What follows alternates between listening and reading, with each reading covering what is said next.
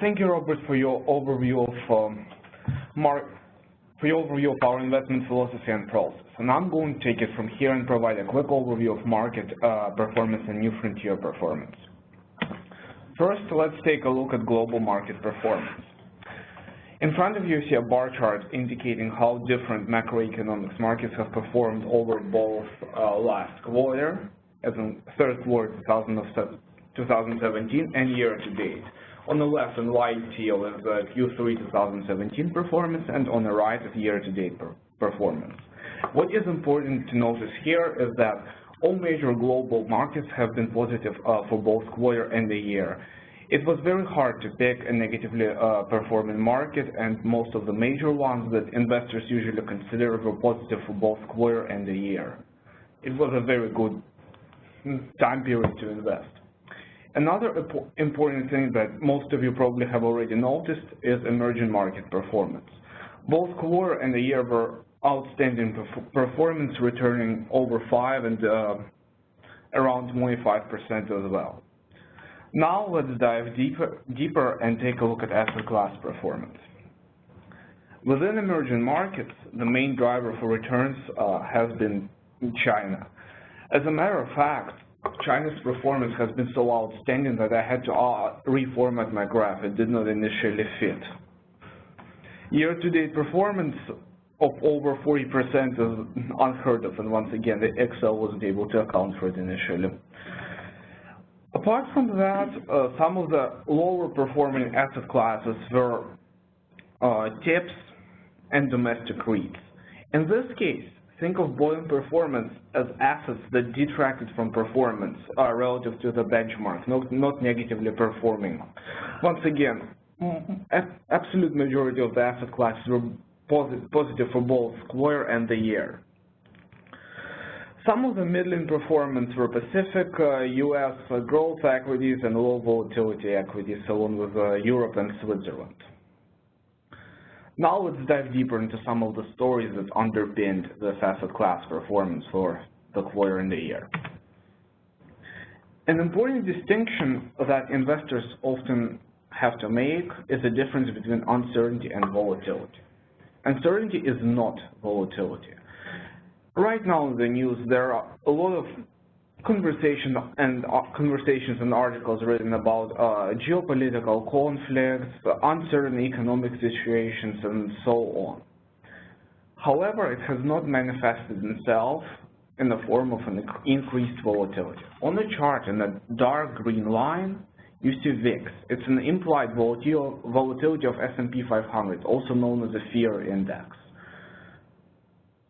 It might look dramatic, but VIX has been below its historical levels. As you can see, it has attained its peak on August 10th of 2017, and even at that point it was 16.04. Please keep in mind that historical average levels of VIX have been around 15, and for most of the year it has been significantly below historical average levels. Also, you can see on this graph in blue and red lines, U.S. market performance. And as you can see, high uncertainty, geopolitical and economic uncertainty, has not manifested itself in terms of lower performance. However, and another important point that needs to be made is performance of dollar relative to other currencies. Dick will talk about this more later, but what I want to say here is you can see dollar has lost around 11% relative to euro. So uncertainty definitely has some impact on how global markets have performed. In addition, as you can see, dollar has declined relative to one of the major global currencies. So in a way, all those positive returns you have seen on the previous charts are supercharged by this dollar devaluation, since we are a U.S. investor and currency exchange affects us as much as anybody else. Now let's move on to a new frontier performance. As you can see from the graph, most of our portfolios have outperformed their stated benchmarks. On the left, first two bars indicate our own New Frontier quarter-to-date and year-to-date performance respectively, and on the rightmost two bars are our stated benchmarks. So our standard portfolios have performed well. Once again, since highest performing asset classes were mostly emerging markets and international markets, it's not surprising that high-risk profiles have outperformed low-risk profile portfolios. Tax-sensitive portfolios, same story. Our performance most of the time managed to meet or exceed the benchmark, and high-risk profiles outperformed other ones as expected. For multi-asset income portfolios, once again, it has been a worse year for dividend investing, but they're built, as Robert has mentioned, to achieve a very specific purpose, to provide a consistent stream of income without foregoing capital appreciation. And having said that, their performance for both quarter and the year has closely resembled its stated benchmark. Now let's take a quick look at our asset allocation changes. We have rebalanced our standard ETF portfolios profiles 1 through 6.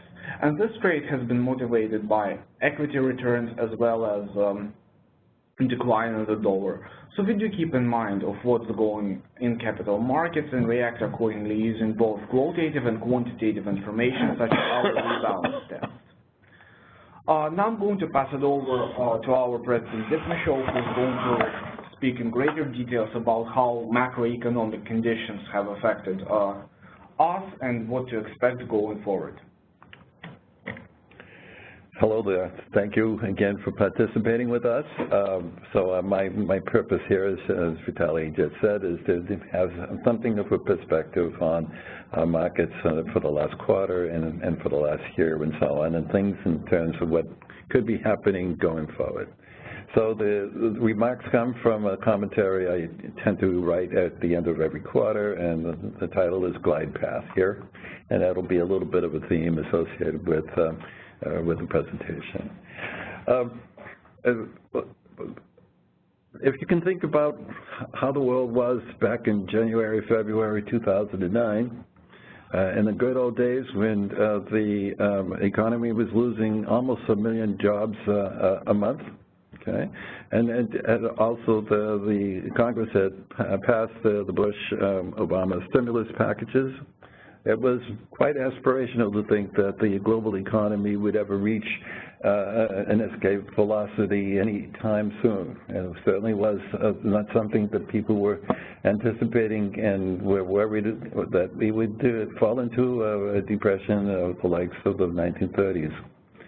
Currently, global growth, domestic growth is very robust. And a continuation here in the United States in particular of one of the longest economic and bull market expansions in modern financial history. Just an amazing outcome 8 years later. Aggressive monetary macroeconomic stimulus has been much more successful than theorists had any right to expect, and perhaps more successful than they deserved, who knows, but the global economy is back to some kind of grinding health. Even immature markets in China and demographic markets in Japan, even in spite of geopolitical events rattling economies, the economies are doing quite well. One of the interesting things that have been going on in the background is that growth strategies have been dominant for quite a long time during this Great Recession. Growth has been at the top, value has often been at the bottom of strategies during the last 8 years. Even prominent value managers, and there have really been some very prominent ones, have turned pessimistic about the viability of value as a long-term strategy. So the obsequies for value seem a little bit premature, however. It's all pretty much coincident with QE strategies. I think QE strategies, and keeping in mind how much money has been poured into global economies and so on, it's not that surprising. We still invest in value strategies, so we always will. It's part of the efficient frontier, and value strategies tend to be at the lower side of the frontier, and growth strategies tend to be at the upper side. And as the QE continues to be drawn down here, value may turn out to be important and not that far in the future. There's no benefit without cost. Anybody knows finance, anybody knows almost anything realistic. You get what you pay for, and we paid a lot, okay? So the U.S. QE has resulted in $4.5 trillion of debt at the Fed. It's an amazing number. The debt level is now being drawn down, as what the Fed wants to be doing, which will, of course, lead to more normal long-term rates, and will, unless not managed perfectly, it probably will lead to a slowdown, and even I think that's probably inevitable. There are high debt levels everywhere, Eurozone and China and Japan, and it's a major challenge for all the good macroeconomists around the world and economic strategists.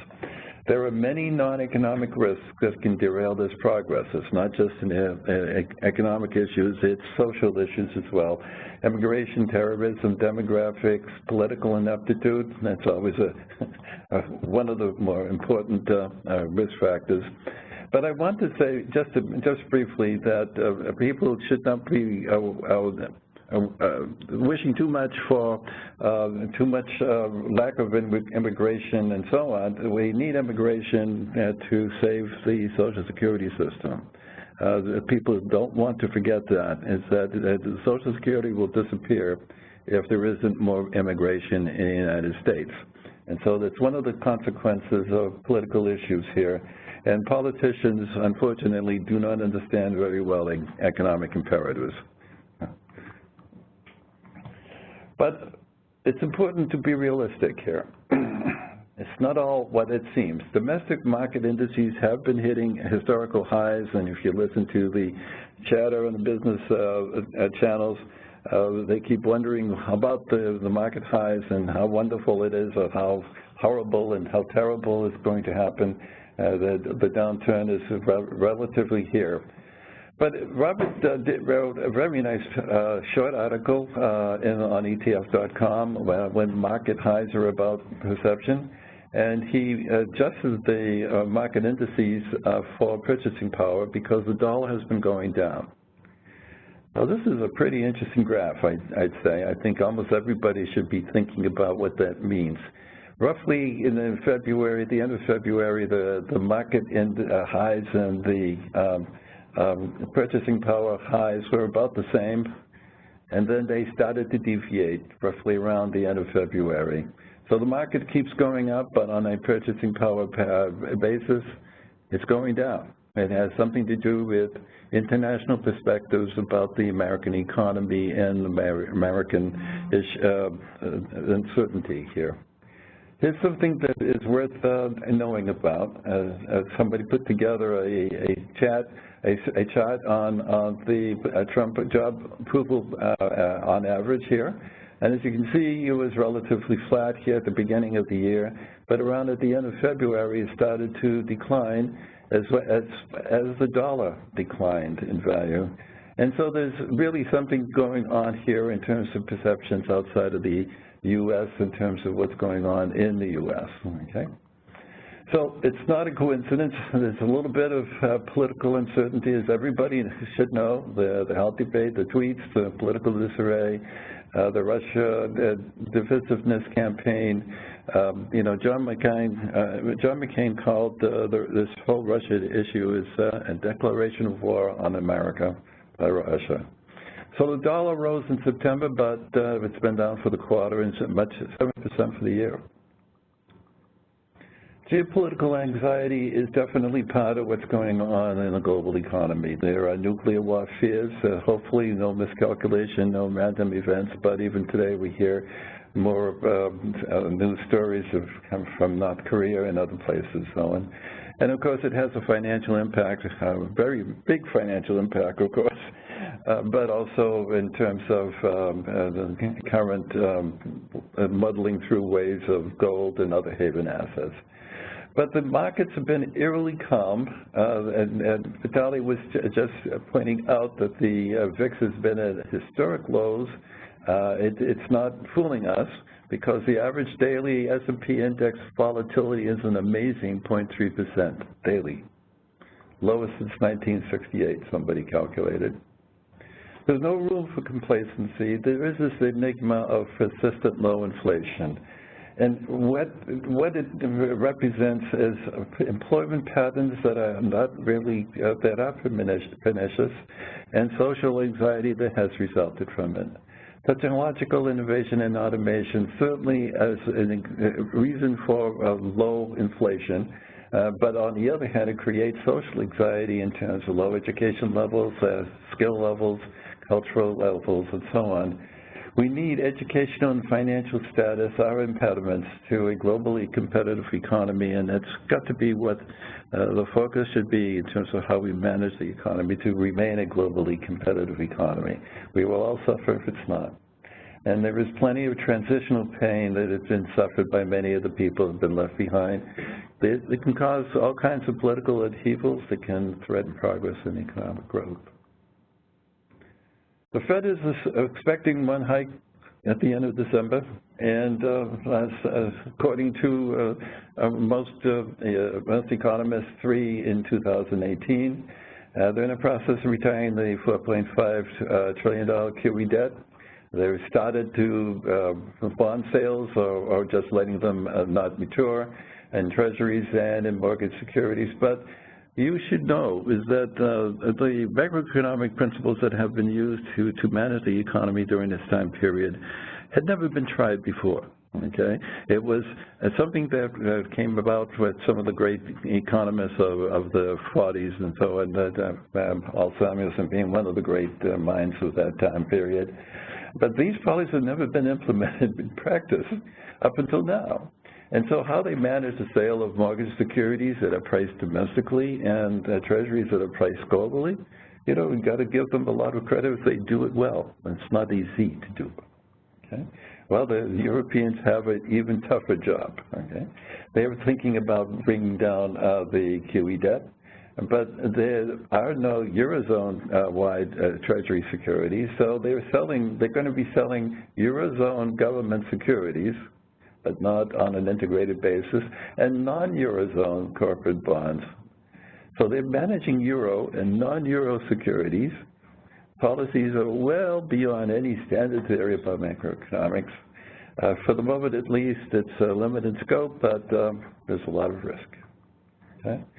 So the domestic agenda is after the Affordable Care Act, assuming that it really is after the Affordable Care Act, is based now on either tax reform or tax cuts, however you want to think about the issue here. And the Republican majority needs to manage the major political fault lines that have occurred since the effort to repeal the Affordable Care Act. Tea Party Republicans, establishment Republicans, populist Republicans, and some very closely associated with Donald Trump. So the tax initiative could boost equity prospects. Some economists say, why are we trying? Because the economy is doing pretty well. On the other hand, there could be a lot of bipartisan support for a real tax reform, and then the issue associated with what's going on here as well, that the deficit hawks will reappear or not. We shall see, but I'm at least on the personal side skeptical of any substantive reform before year-end. The domestic economy is pretty stable and pretty positive. Again, we're on the glide path into normal functioning of capital markets, which means, of course, that the interest rates will rise slowly, presumably. We've had multiple hurricanes, but I think it's relatively short-term effect. The global economy is also trying to reach some kind of normalization. Again, the European Central Bank is thinking about starting to bring down the debt. The Chinese economy is just an amazing thing, as Vitaly was pointing out. They've had this corruption campaign that continues. They've had lots of capital controls, and most importantly, they've been able to manage currencies in a way that the dollar has declined because the currency has gone up in China, okay? And Japan is in the midst, the other really major economy, Japan is in the midst of an election that could change its constitution from a passive one to a much more active one. So there are lots of geopolitical risks. Okay? The U.S. and North Korea brinkmanship has to be the number one. It has abated somewhat, and we can all assume that it continues. We can all hope that it continues to abate. Okay. The UN vote for sanctions included China and Russia, so that was, I think, a good thing. And the China trade war that Trump promised has taken a backseat to managing North Korea. But there are horrific terrorism is around the world, and is continuing this Russian misinformation program that is very serious, and it's not here only in the United States, but it's globally as well. So we're here to try to answer your questions. There are lots of things to think about, and hopefully this has been helpful. Great, thank you so much.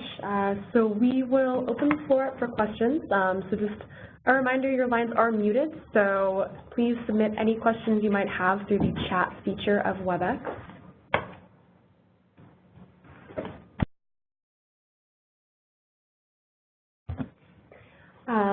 So just to give people another minute or two if you have any questions. In the meantime, I can provide just a couple of updates from our marketing team. So as always, we do encourage you to visit our advisor portal, Frontier Advisor, which we have structured to be a one-stop resource center for advisors. So you will find information on our firm and strategies, as well as analytics on our portfolios, and a whole slew of resource materials. So do take advantage of that. That's at frontieradvisor.com. And like Dick mentioned, we do have Robert's new piece about market highs, which was featured on ETF.com, and you can find that there, and also on our blog, newfrontieradvisors.com/blog, which has periodic notes from our investment committee on issues of topical interest. So that is what we have for you from marketing.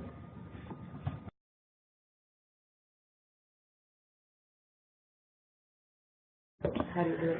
And it looks like, so we do have a follow-up question on rebalancing. So I guess, Robert, this is probably a good one for you. If you could just talk a little bit more about how our rebalancing process works and what we use if we have anything that triggers rebalancing, what that looks like.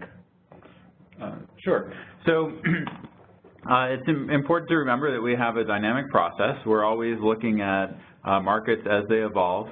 Dick talked about many of the qualitative things that are incorporated, but our process is largely quantitative. And so as new data arrives, as interest rates change, as volatility changes, correlations between assets class change, we have our concept of what the best portfolio to invest in today is evolving. That doesn't mean we want to trade our portfolios every day. So the other thing that's going on is that prices are changing, and so that the portfolio that was optimal a day or a quarter or a year ago has drifted from its formerly optimal weight. And so we have a rebalance test that allows us to look at the thousands of plausible scenarios about how future returns may move, and compare the likelihood that the portfolio that an investor has today is going to be benefited by trading to this new optimal portfolio across each scenario. So we can actually calculate what probability, what percentage of the scenarios does an investor get benefited from switching to the new optimal portfolio. So this is essentially how our rebalance test works. It is run every day across all of our models, and at our weekly investment meetings, we review this and to determine whether any of the portfolios need to be monitored. So the result is that we don't rebalance on a schedule. We don't rebalance just because one asset class has moved beyond a certain bound, a 4% or a 5% bound, but we do change a portfolio when it is actually beneficial to the investor. And this has historically happened between 1 and 3 times a year. Great. Thank you, Robert. So another follow-up question. So this particular person is wondering what changes might be made to the portfolio if in the near future U.S. tax laws change to reduce corporate and individual tax rates. And then there's a couple other scenarios that are tossed up. Let's start with that one, and that's probably a good place to start. Well, we do not have a predetermined way that we would expect that these to impact our portfolio. And so what will always happen in a situation like this is we, rather than speculating about what the future is, we do continuously monitor markets, because as legislation starts to become probable, then asset prices adjust to reflect those. There would be implications for the yield curve, and there would be implications for the dollar, and there would also be implications for major equity asset classes. One little comment is that tax reform is not as simple as some people would have you believe. The argument, the political argument for lowering taxes was built in around 1980 when the marginal tax rate was extremely high. And at that point, lowering taxes from a very high marginal tax rate could indeed be seen as both stimulative to industry, because if you have a 70% tax rate, that means you only get to keep 30% of it, and so just lowering the tax rate by a little bit, it dramatically increases the amount you get to bring home and provides a greater incentive for investment. But also from the balance sheet of the government and its impact on the deficit, since it was keeping most of it, it hurts a little bit less to give back less. So these are less likely to be stimulative of industry and less likely to have a big impact on reducing the deficit through growth, because the tax rates are marginally lower. And also, I think it's awfully important to note that just exactly what tax reform or tax cutting will actually end up being is very much up in the air. When I said I was skeptical about getting anything really substantive before the end of the year, I could be wrong, of course, and you know, forecasting is perilous, but it really does depend on what kind of tax reform or tax changes really are. So New Frontier does not forecast, as Robert was trying to point out. We don't try to anticipate things, but we are monitoring things, and as things evolve, the whole issue here of, as you saw, that on a dollar-adjusted basis, the market is not at any high. It's actually the perception of the U.S. economy from possibly a more of a global way is really concerned about the political chaos in the current society right now.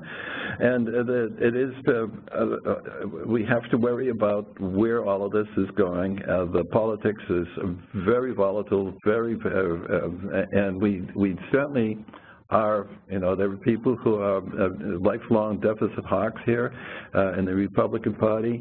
We have no idea where they're going to come out on all of this. And of course, really reform is very different from just tax cutting. And how do you tax cut? So there's just too much for us to anticipate in terms of how things are going to happen, but we sure are monitoring it, and we are worried about, people are talking about sugar highs, because the economy is actually doing quite well, and it's nearly at full employment, But of course, as I was also trying to mention, is that the pernicious character of the unemployment situation is really politically very volatile, and all of these things are related to everything. So it's good to keep in mind that we need to see this as it evolves. Great, thank you guys. So that is all we have time for today. If we didn't get to your question, keep an eye out. We will be following up with you via email. So thank you all again for your time, and I hope that you will join us next quarter for our quarterly market commentary.